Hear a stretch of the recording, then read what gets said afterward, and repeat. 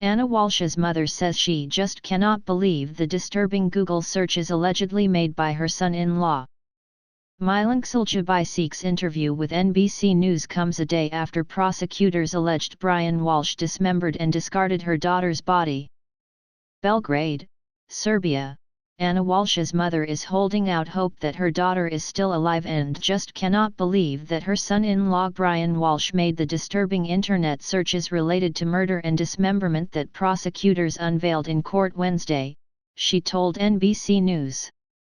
"I think that she just left somewhere, to get away, maybe she was tired of everything. It is only my assumption. I still don't know the truth about what happened," Walshe, 69, said from her home in Belgrade, Serbia, on Thursday. "I just hope that she is alive.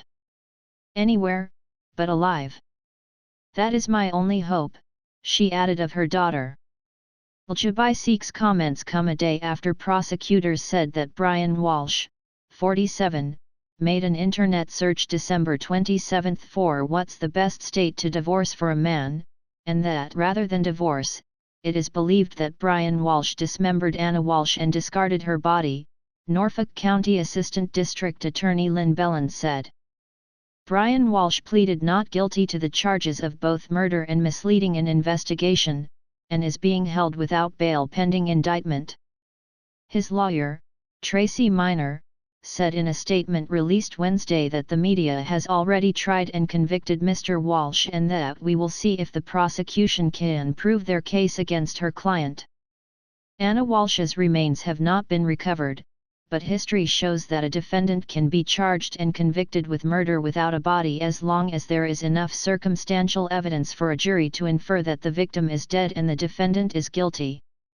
Bellin said in court Wednesday that investigators found the couple's DNA, along with a COVID vaccination card for Anna Walshe, 39, and a hacksaw, cutting shears, a hatchet, and stains consistent with blood in trash bags that had been disposed of in a dumpster at Brian Walshe's mother's apartment complex in Swampscott, about 40 miles north of Cohasset, where they lived. Investigators found those items and others after they had been moved to a waste transfer station in Peabody, a town about 5 miles north of Swampscott. Investigators also found blood and a bloody, damaged knife in the basement of the couple's Massachusetts home, and an extensive troubling internet search history linked to Brian Walshe, who Googled queries including 10 ways to dispose of a dead body if you really need to and how to stop a body from decomposing in the minutes before he originally told police he last saw his wife. Of that search history prosecutors detailed in court Wednesday, Walshe said, "Yes, I have seen it, of course it made me upset, but I just don't believe in that. Because Brian was never aggressive, he was never mad or furious, God forbid. I just cannot believe in it. I always thought good of him." Walshe added that her daughter never complained about her husband, never, and said that she spent 16 months total with the couple over 3 international visits.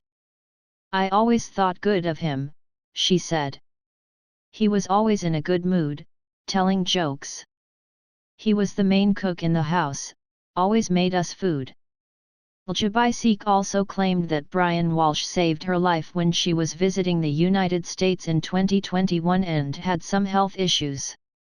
She did not elaborate, but in letter last May that she submitted to Massachusetts District Court ahead of Brian Walshe's sentencing in a wire fraud case, she wrote that he found me experiencing what he thought was a stroke and immediately got my daughter and called emergency services.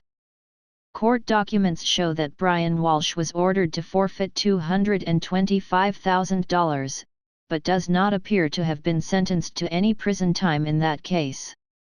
"I can safely say without his presence I would not have survived," Walshe wrote in the letter, adding that he further continued to take care of me during my recovery at the house. Walshe told NBC News that he absolutely adored Anna, the way she is, and said many times he missed her very much while she was away from work. "From what I know, everything was just fine between them," she said. She added that she was not aware that her daughter accused Brian Walshe of threatening to kill her in 2014, before they were married, according to a report filed with Washington, D.C., police obtained by NBC Washington. The report did not identify Brian Walshe by name, but an agency spokesperson confirmed he was the person accused of having threatened Anna Walshe over the phone. No charges were filed, and the case was closed because of a lack of cooperation from the victim, according to the spokesperson. "I didn't know back then, I've seen it recently in the media," Walshe said of that alleged threat. "They got married after that, got kids. I don't know what to say. I had no knowledge about it at all." She also claimed she had absolutely no idea that one family friend described Brian Walshe as a sociopath and a very angry and physically violent person in a bitter court battle that ensued over his father's estate following his 2018 death, in which friends and family accused Brian Walshe of stealing hundreds of thousands of dollars of his father's money. Walshe learned about those allegations from recent news reports, she said.